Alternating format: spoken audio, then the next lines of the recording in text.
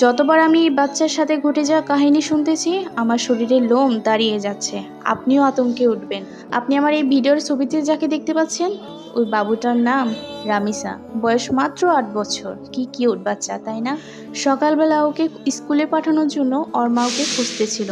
কোথাও খুঁজে না পেয়ে ৩ তলার পাশের ফ্ল্যাটের দরজার সামনে রামিসার স্যান্ডেল দেখেই অজানা আতঙ্ক ভর করে ওনার মনে। অনেক ডাকাডাকি করার পরেও কেউ দরজা খুলে না। শেষ পর্যন্ত দরজা ভেঙে বাসায় ঢুকে যা দেখলেন, সেই দৃশ্য উনি নিশ্চিত ভুলতে পারবে না। দেখে যে মেঝেতে রক্ত আর রক্ত, ওনার মেয়ের শরীর ফ্লোরে, কিন্তু মাথা আর শরীরের সাথে আর নেই। মানে এই কিউট বাচ্চাটাকে গলা কেটে দুনিয়া থেকে বিদায় করে দেওয়া হয়েছে। কিউট বাচ্চাটার মাথা পাওয়া যায় গোসলখানায় এক বালতিতে। আমি একবার বাচ্চাটার দিকে দেখতেছি আর একবার ভাবতেছি কিভাবে পারলো।